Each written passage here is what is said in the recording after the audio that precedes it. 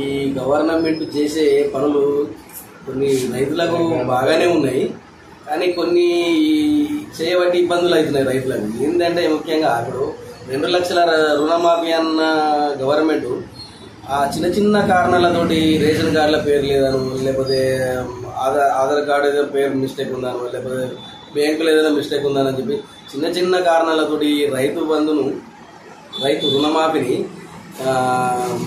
రైతులకు అందకుండా చేయడానికి కూడా కారణాలు చెప్తున్నారు. అయితే ఏంటంటే ఇది గవర్నమెంట్ చెప్పిన ప్రకారం 2 లక్షల వరకు రుణమాఫీ చేస్తే రైతులు సంతోషిస్తారు.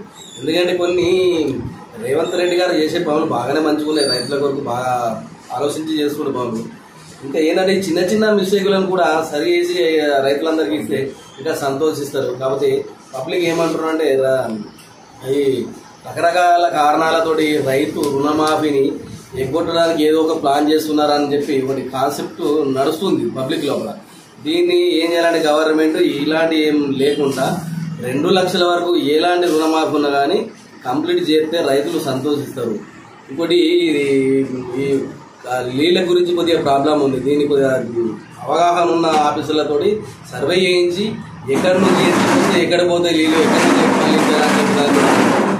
సరైన దిశానిర్దేశం చేయాలని చెప్పి మేము కోరుతున్నాం. ఇప్పుడు రైతులు నేను ఒక్కనే కాదు, రైతులు అందరి తరఫున నేను మాట్లాడుతున్నాను. గవర్నమెంట్ చేసే పనులు బాగానే ఉన్నాయి.